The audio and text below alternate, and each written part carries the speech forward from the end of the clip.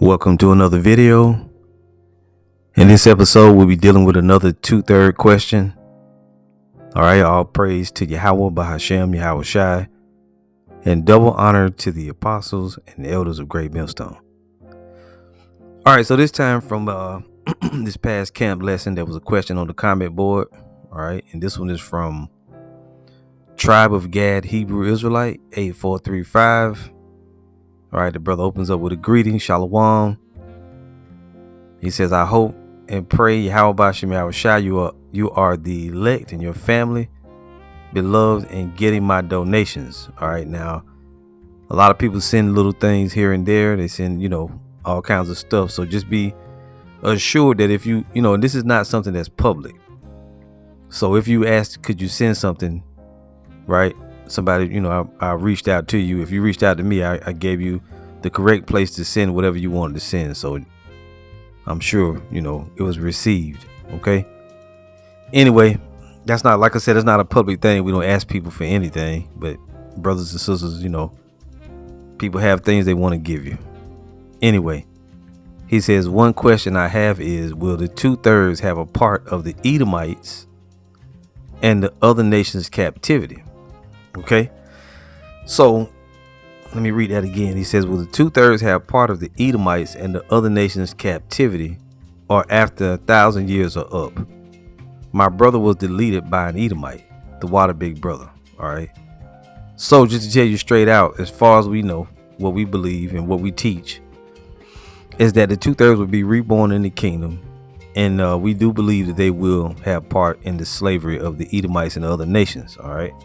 Because after 1,000 years, Esau is going to be eliminated. But let's go to the scriptures and see what we can read. And first, I'm going to read for you. Let's see here, brothers. Just bear with me here. This is one of those things that's going to fall under we know in part, we prophesy in part. This does not mean we don't have 100% truth, but there are certain details that we don't know because it's not written. For example, it's not written in the scriptures that even you don't see it written plainly in the scriptures that the 2/3 are going to be reborn in the kingdom, although we can prove that, right? But it doesn't tell us exactly when. It don't say in the first 100 years, in the second 100 years, it doesn't say it like that. So you have to understand what's written and what we know now, because the Most High is not going to change what he already put into effect. So let's read 1 Corinthians 13:9. It says, for we know in part and we prophesy in part. That covers for things like how the chariots look. Like we know that there are chariots, but we don't know how they look. We don't know what they're made out of, right? We know that new bodies are going to be given to the elect, but we don't know exactly how we're going to look. We don't know how tall we're going to be. So things like that fall under we know in part, we prophesy in part. All right, verse 12 says, for now we see through a glass darkly, but then face to face. Now I know in part, but then shall I know, even as I am known. So we're gonna know everything fully when we're in the kingdom. There's just certain things that we cannot know 100%. All right, we just can't know for sure. And this is one of those things. Now we speculate and we also extrapolate from what the scriptures give us and what we already know, as far as how we exist now, how people come back every third, fourth generation, and so on and so forth. But anyway, let's deal with Revelation 20:4. It says, and I saw thrones, and they that sat upon them, and judgment was given unto them. Right, this is the elect. And I saw the souls of them that were beheaded for the witness of Yahweh Shai, and for the word of the Most High, and which not had worshipped the beast, neither his image, neither had received his mark upon their foreheads or in their hands. Okay, so this tells you, without a doubt, you should know that the mark of the beast is not sin, because it says that they neither had received his mark. You don't receive sin, you commit sin. It says, and they lived and reigned with the anointed 1,000 years. So this is the first, this is the elect of the Israelites, the 1/3 and the rest of the elect from around the world, the 1/3 from Babylon the Great and the rest of the elect from around the world. So verse 5 says, but the rest of the dead live not again until the 1,000 years were finished. Right. This is talking about the other nations, showing you that this ain't talking about no sinners and people that just died. They were sinners. No, because if that was the case, why did it say they would live again? according to you people's doctrine out there. So it says, but the rest of the dead live not again until the 1,000 years were finished. This is the first resurrection. So this is speaking of the other nations, because after 1,000 years, they're going to be let out of captivity, and they too will be able to enjoy a righteous earth. Okay. Now verse 6 says, blessed and holy is he that had part in the first resurrection. On such the second death had no power, but they shall be priests of the Most High and of the Anointed, and shall reign with him 1,000 years. So this right here is 144,000, and the rest of the elect from around the world. Okay. Now, and you know, when people read Revelation 20, it jumps all over the place. It's not, you can't just read it straight like you would read it, because it jumps back to the dark ages. It goes backwards, forwards. So don't try to read it and think you're just reading it straight through like you would, a story, because that's not how it reads.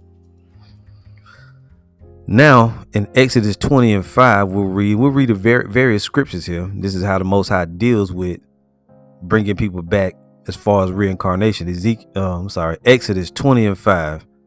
Thou shalt not bow down thyself to them, nor serve them. Now, when you get ready to get into deep mysteries like these, this ain't for your regular Israelite. This ain't for your fringe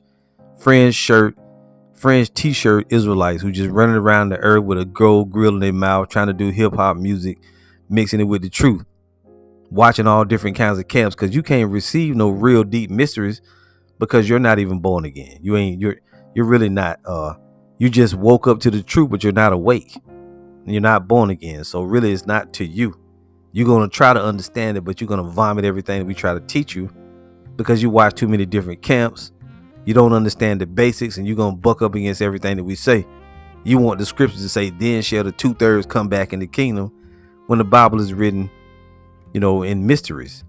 And the mysteries are revealed unto the meek, which really the mysteries are revealed to the secrets of the Bible are given to the prophets, and they give them to the rest of the elect. All right. So it says, thou shalt not bow down thyself to them, nor serve them. For I, the Lord thy power, am a jealous God, visiting the iniquity of the fathers upon the children unto the 3rd and 4th generation of them that hate me. What does it mean? You come back every 3rd or 4th generation, even now. Numbers 14:18, the Lord is long suffering and of great mercy, forgiving iniquity and transgression, and by no means clearing the guilty, visiting the iniquity of the fathers upon the children unto the 3rd and 4th generation. And the iniquity of the fathers is visited upon the children. It's not visited upon, and the children represent those that are going to be reborn in reincarnation. Let me prove something to you real quick, if I can get this to this other window to open up. Lord willing, we can get it open up. We're going to read to you Ezekiel, right? Ezekiel 18. And it seems like these 2/3 questions are coming up a lot right here lately. Now, in all fairness, this brother asked this question days ago, before the recent controversy with the Sakari. So this is probably a question that he had already, and I don't think it's related in any kind of way to what Sakari been teaching. All right, to be in all fairness. All right. Anyway, he asked, will the 2/3 have a part of the Edomites and other nations' captivity, or after the 1,000 years are up?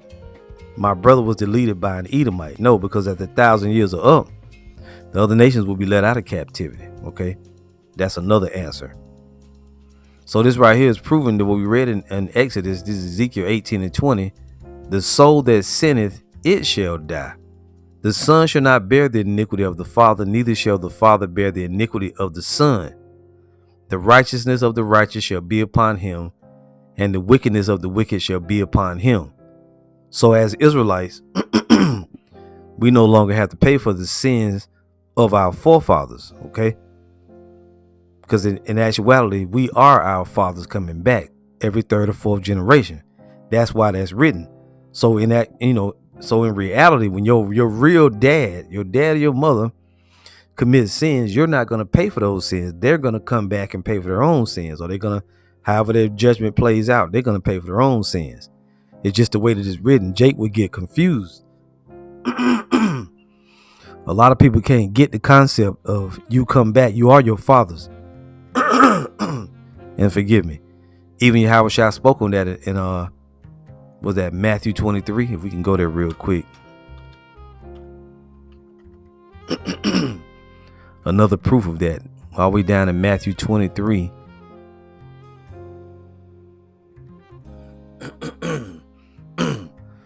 So this is Matthew 23 and verse 34. We'll start at 33. I'm sorry, we'll start at verse 29.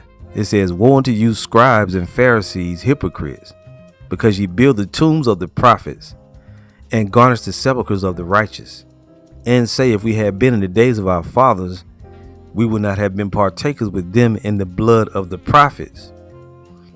Wherefore ye be witnesses unto yourselves that ye are the children of them which killed the prophets. Fill ye up then the measure of your fathers." What does that mean?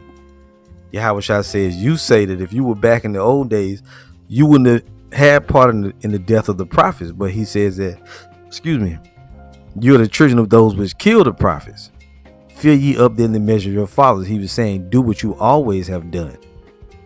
It goes on to prove, it says, "Ye serpents, ye generation of vipers, how can ye escape the damnation of hell? Wherefore, behold, I send unto you prophets and wise men and scribes, and some of them ye shall kill and crucify, and some of them ye shall scourge in your synagogues and persecute them from city to city. Why?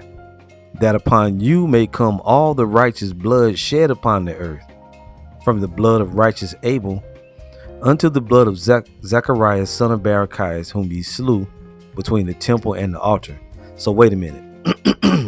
Yahushua said that upon you may come all the righteous blood. Now, would that not be unrighteous? According to what we read in Ezekiel, he says, "The soul that sinneth, it shall die." So how then can Yahushua turn around and charge blood from Abel all the way up until another time on these people, on these wicked scribes and Pharisees, the wicked Israelites? How could he do that if they had nothing to do with it? It's showing you that reincarnation does exist. Otherwise, he would be charging them with blood that they had nothing to do with. That upon you may come all the righteous blood shed upon the earth, from the blood of righteous Abel unto the blood of Zacharias, son of Barachias, whom ye slew between the temple and the altar. Verily I say unto you, all these things shall come upon this generation. So that's proof that these wicked Israelites came back time and again, persecuting the prophets, killing prophets, doing different things. Okay. Now let's go back and read Numbers 14 again. Numbers 14 and 18. "The Lord Yahweh is long suffering and of great mercy, forgiving iniquity and transgression, and by no means clearing the guilty, visiting the iniquity of the fathers upon the children unto the third and fourth generation." Right. He says not clearing the guilty. Why? Because they're going to pay for it. They're going to pay for it. They're going to come back. Nobody gets away. Deuteronomy 5 and 9. "Thou shalt not bow down thyself unto them, nor serve them, for I, the Lord thy God, am a jealous God, visiting the iniquity of the fathers upon the children unto the third and fourth generation of them that hate me." Right. Fill you up then the measure of your fathers. And I'm not going to spend a lot of time trying to make you open your brain and receive it, because if the Lord give you the mysteries, you can see it. If not, you're going to talk shit. Ezekiel 34 and 7, "Keeping mercy for thousands, forgiving iniquity and transgression and sin, and that will by no means clear the guilty, visiting the iniquity of the fathers upon the children and upon the children's children unto the third and to the fourth generation." And the same thing goes for Esau. If we go to Jeremiah 32, see, you Jakes, you kind of uneven. And I ain't talking to that brother. I'm just talking to some of the other Israelites. You believe that Esau can pay for the crimes of their forefathers, but why? Why does Esau pay for the crimes of their forefathers? Because they are them. Okay? Because they are their fathers coming back. This is Jeremiah 32:16. "Now when I had delivered the evidence of the purchase unto Baruch, the son of Neriah, I prayed unto the Lord, saying, Ah, Lord power, behold, thou hast made the heaven and the earth by thy great power and stretched out arm, and there is nothing too hard for thee. Thou showest loving kindness unto thousands, and recompenses the iniquity of the fathers into the bosom of their children after them. The great, the mighty God, the Lord of hosts is his name." You see, great in counsel and mighty in work, for thine eyes are open upon all the ways of the sons of men, to give every one according to his ways and according to the fruit of his doings. So when we pronounce judgment and when we tell the Edomites they're going into slavery, which they are, they're going into slavery for deeds that they themselves did, even though it's written that it's their father's iniquity, but they are their own fathers in the reincarnation. If you read here Isaiah 14 all the way down to 21, it says, prepare slaughter for his children for the iniquity of their fathers, not your immediate dad, but your forefathers, that they do not rise nor possess the land, nor fill the face of the world with cities. Okay, so that, and we'll come back to this and read more on that. So we see a pattern with the Lord that people come back every third or fourth generation. So in the kingdom of heaven, after the 2/3 are eliminated, they're going to be reborn back in their natural cycle, as we know it to be so. So the elect is going to get beamed up. They're going to be in the kingdom. They're going to procreate, and they're going to have babies. And those babies, some of them, not everyone, because you got children right now that are born, right, that are going to be in the kingdom. Okay, children that are, they may be babies right now, or even you may have even women that are pregnant that may get saved while they're pregnant, beamed up into the church, and the children will be born. Those wouldn't be considered, they wouldn't be 2/3 babies. They'll be babies just born through their elect parents. So not every child born in the kingdom of heaven is going to be a 2/3. Plus you got little kids that's going to be saved, right? Little babies, all ages of people. But let's prove that the 2/3 do come back in the kingdom. This is Matthew 5:17. It says, think not that I am come to destroy the law or the prophets. I came not to destroy, but to fulfill. For verily I say unto you, till heaven and earth pass, one jot or one tittle shall in no wise pass from the law, till all be fulfilled. Whosoever therefore shall break one of these least commandments, and shall teach men so, he shall be called least in the kingdom of heaven. Hold up, what? You mean to tell me a man can break the commandments and teach people to break them, but he gonna still be in the kingdom of heaven? How? Wouldn't he be wicked? Don't he supposed to burn for all eternity? You know, according to these people's doctrine, the answer is that he's gonna come back. He's just gonna be on a lower level than your elect Israelite. Whosoever therefore shall break one of these least commandments and shall teach men so, he shall be called least in the kingdom of heaven. But whosoever shall do and teach them, the same shall be called great in the kingdom of heaven. So that is ironclad proof that the 2/3 will come back in the kingdom. Let's give you another scripture. This is 2 Esdras 14:34. Therefore, if so be that you will subdue your own understanding and reform your hearts, ye shall be kept alive, and after death ye shall obtain mercy. For after death, what? After death shall the judgment come. Where's the place of judgment? As we read in the scriptures, the place of judgment is on the earth, under the sun, right? We all know that scripture. If you don't know it, maybe a brother will put it on the comment board. After death shall the judgment come, when we shall live again, right? And then shall the names of the righteous be manifest, and the works of the ungodly shall be declared. There you go. All right. Let's see if I can actually I'll look up that scripture.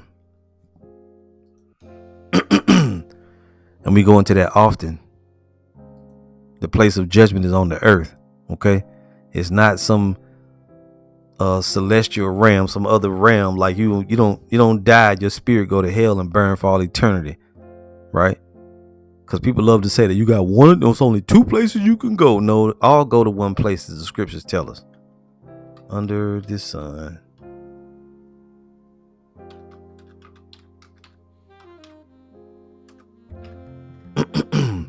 So after death shall the judgment come, when we shall live again. So this is just bear with me here. Ecclesiastes 3:16. And moreover I saw under the sun the place of judgment, that wickedness was there, and the place of righteousness, that iniquity was there. This is the place of judgment under the sun. You die, You go before the Lord's throne. He pronounces judgment on you. At the third and fourth generation, you come back and you play out that judgment. You see? Now, I want to show you.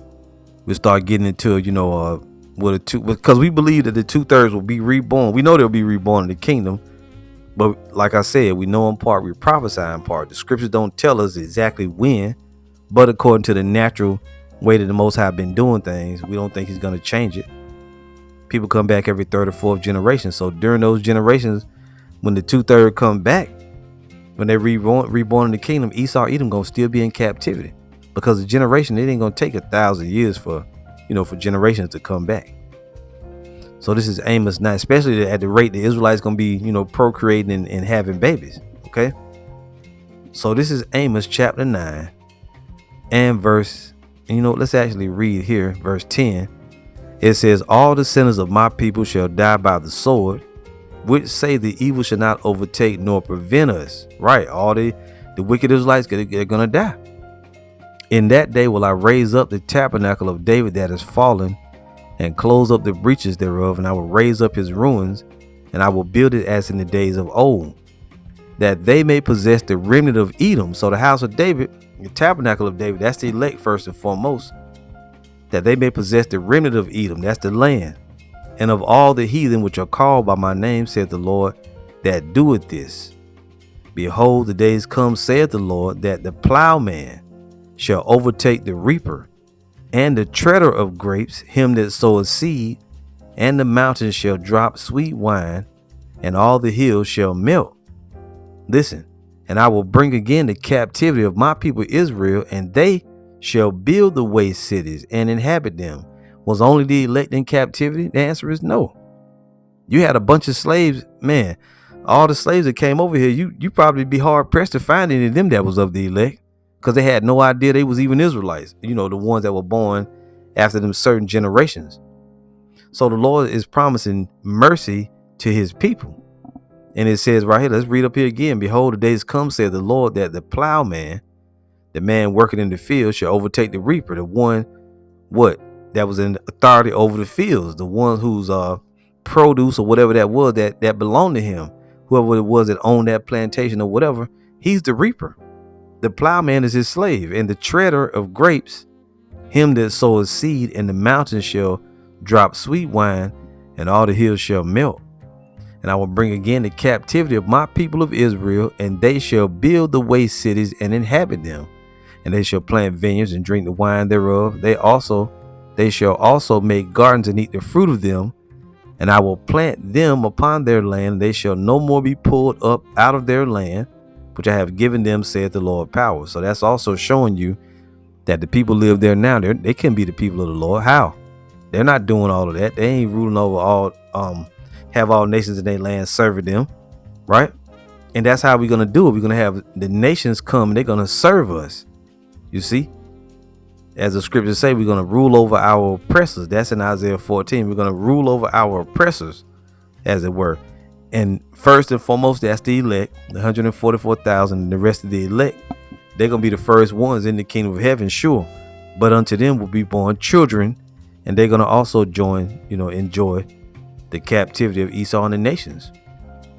All right. And what assures this is the new covenant. That's also part of it. Hebrews 8:7, it says, for if that first covenant had been faultless, then should no place have been sought for the second. For finding fault with them, he said, behold, the days come, saith the Lord, when I will make a new covenant with the house of Israel and with the house of Judah.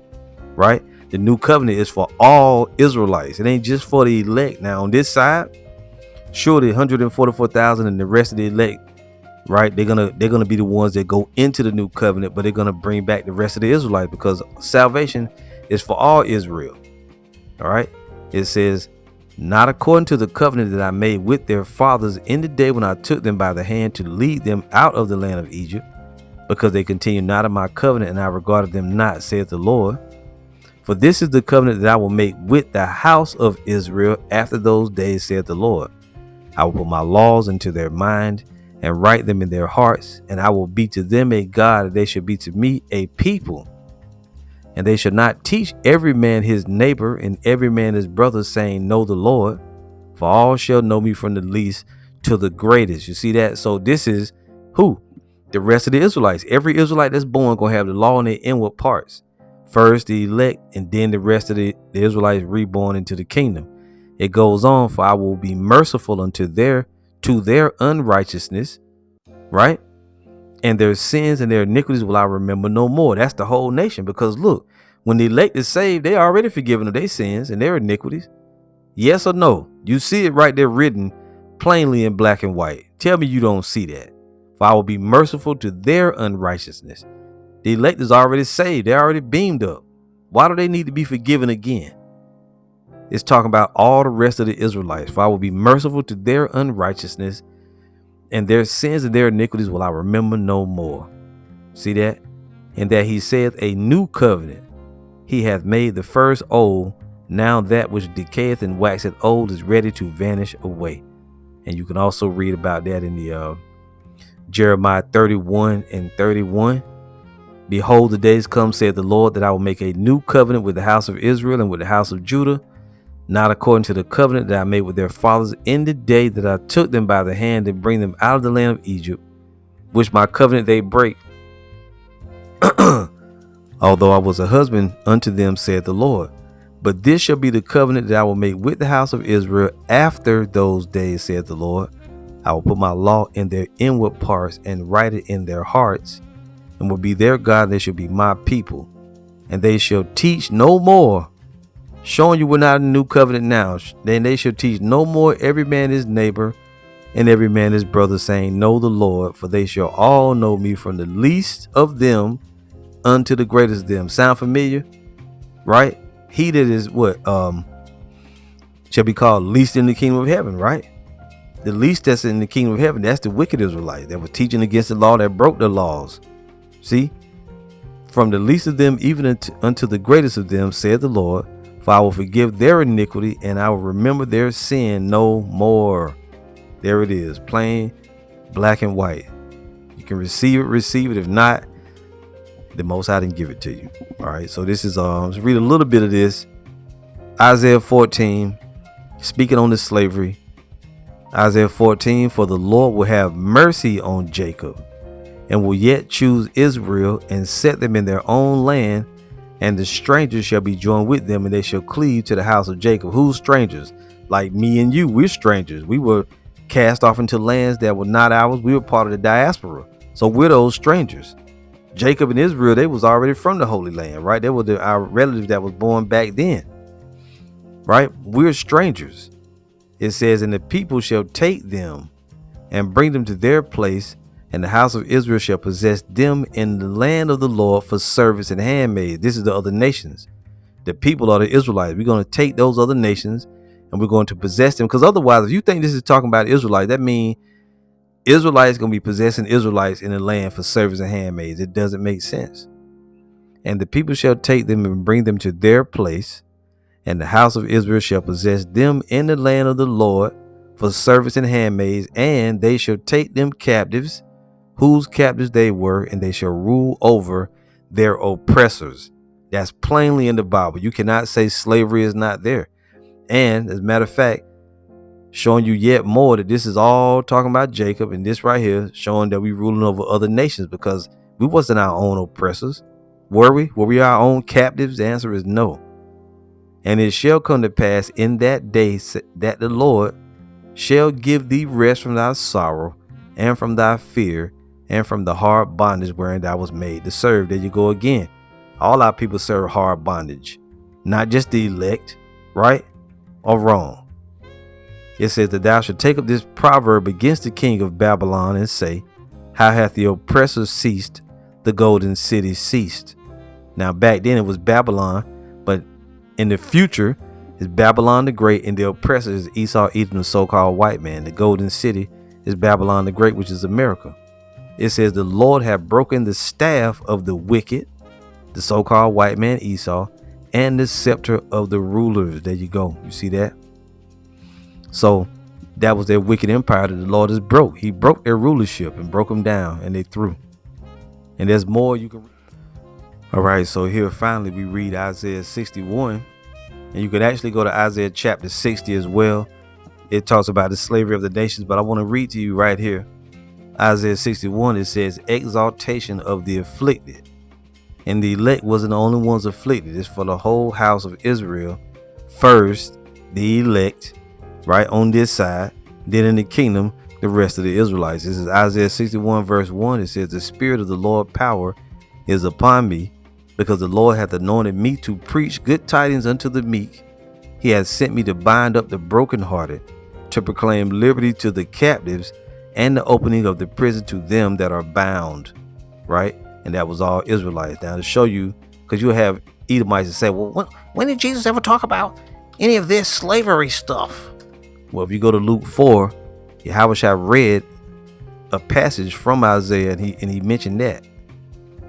Yahushua's public ministry. This is Luke 4:17. And there was delivered unto him the book of the prophet saith, which is Isaiah. And when he had opened the book, he found a place where it was written, the spirit of the Lord is upon me, because he hath anointed me to preach the gospel to the poor. Not just your regular poor person, but to Israelites. This is who the poor is. He hath sent me to heal the brokenhearted, to preach deliverance to the captives, and recovering of sight to the blind, to set at liberty them that are bruised, to preach the acceptable year of the Lord. So who are these captives and this brokenhearted? If you go back to Isaiah 61, you find out. Let's read it again. Isaiah 61 verse 1. The spirit of the Lord power is upon me, because the Lord hath anointed me to preach good tidings unto the meek. And in Luke 4 it said the poor. He has sent me to bind up the brokenhearted, to proclaim liberty to the captives, the slaves, and the opening of the prison to them that are bound, to proclaim the acceptable year of the Lord, and the day of vengeance of our God, to comfort all that mourn. See right there, brother, it says all that mourn. To appoint unto them that mourn in Zion. That's a cut. You see right here, this is a semicolon. That wasn't complete. It was a continuation. To appoint unto them that mourn in Zion, to give unto them beauty for ashes, the oil of joy for mourning, the garment of praise for the spirit of heaviness, that they might be called trees of righteousness, the planting of the Lord, that he might be glorified. You see that? It goes on, and they shall build the old waste. They shall raise up the former desolations. They shall repair the waste cities, the desolations of many generations. And in those generations, you're going to have 2/3 be reborn through their parents, the elect. And strangers shall stand and feed your flocks. Now these are the other nations. And the sons of the aliens shall be your plowmen and your vine dressers. They're going to be slaves. But ye shall be named the priests of the Lord. Men shall call you the ministers of our God. You shall eat the riches of the Gentiles, and in their glory shall ye boast yourselves. So we're going to get everything. For your shame you shall have double, and for confusion they shall rejoice in their portion. Therefore in their land shall they shall possess the double. Everlasting joy shall be unto them. And like we keep saying, right? First the elect. Let's keep reading. For I, the Lord, love judgment. I hate robbery for burnt offering, and I will direct their work in truth, and I will make an everlasting covenant with them. Listen, and their seed shall be known among the Gentiles, and their offspring among the people. All that see them shall acknowledge them, that they are the seed which the Lord, Yahushua, have blessed. I will greatly rejoice in the Lord. My soul shall be joyful in my God. For he hath clothed me with garments of salvation. He hath covered me with the robe of righteousness. As a bridegroom decketh herself with ornaments, and as a bride adorneth herself with jewels. Now you're going to have a punk ass Israelite say, right, that ain't no kids going to be born in the kingdom. But let's see. Boys and girls.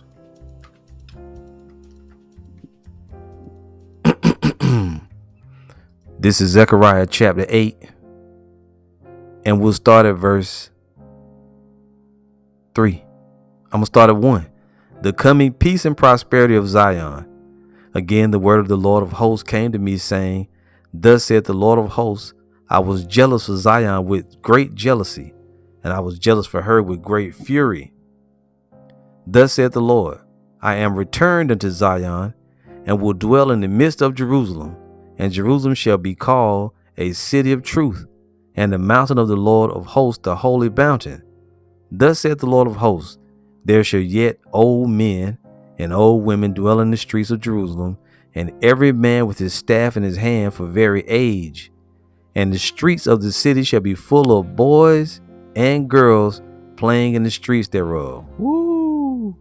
Thus saith the Lord of hosts, if it be marvelous in the eyes of the remnant of this people in these days, should it also be marvelous in mine eyes, saith the Lord of hosts. Right, it's going to start with the remnant, and then it's going to extend to the rest of the Israelites. Thus saith the Lord of hosts, behold, I will save my people from the east country and from the west country, and I will bring them, and they shall dwell in the midst of Jerusalem, and they shall be my people, and I will be their God in truth and in righteousness. There it is. So, let's see. Maybe we'll read a few more verses. It says, thus saith the Lord of hosts, let your hands be strong, ye that hear in these days these words by the mouth of the prophets, the camps, which were in the day that the fountain of the house of the Lord of hosts was laid, that the temple might be built. And that fountain right now going out is the fountain of truth, building the temple of the Lord, the elect. For before these days there was no hire for man, nor any hire for beast, neither was there any peace to him that went out or came in because of the affliction. For I set all men every one against his neighbor. But now I will not be unto the residue of this people as in the former days, saith the Lord of hosts. See that? And I mean, let's read one more verse. For the seed shall be prosperous, the vine shall give her fruit, and the ground shall give her increase, and the heavens shall give their due. And I will cause the remnant of this people to possess all these things. You see? And it shall come to pass that as you were a curse among the heathen, O house of Judah and house of Israel, so will I save you, and ye shall be a blessing. Fear not, but let your hands be strong. See?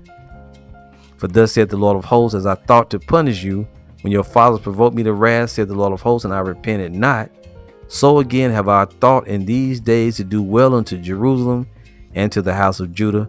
Fear ye not. See that? And we also got to go one more thing. Deuteronomy 28. You got in the blessings that we're going to enjoy. Deuteronomy 28:1, because we're going to have the law in our inward part. So, of course, we're going to enjoy the blessings, right?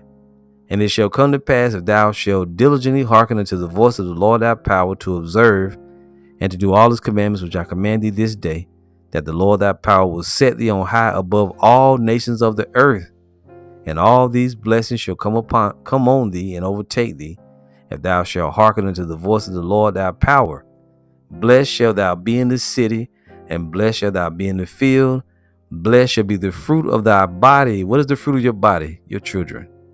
And the fruit of thy ground, and the fruit of thy cattle, the increase of thy kind, and the flocks of thy sheep. And you can just go on and on in blessings. So, Lord willing, and I probably read, a little more scriptures than I, had anticipated. But like we, said, Esau going to be destroyed after 1,000 years, right? The other nations going to be let out of captivity after 1,000 years. So yeah, we believe that the 2/3 will start to be reborn and have part in the captivity of the Edomites as well as the other nations. All right. Because they got it. Hey, you got Israelites that perished, that they got to get their revenge against Esau too. They're going to get their recompense. You see? So it's all in the pages of the book, but it doesn't say it clearly, like, how some people would want it plainly written, but you can see it, as we explained it. So that's it. Lord willing, this brother, get the video, he'll see it. All right. And that's it. So all praise to Yahweh, Bahashem, Yahweh Shai. Shalom.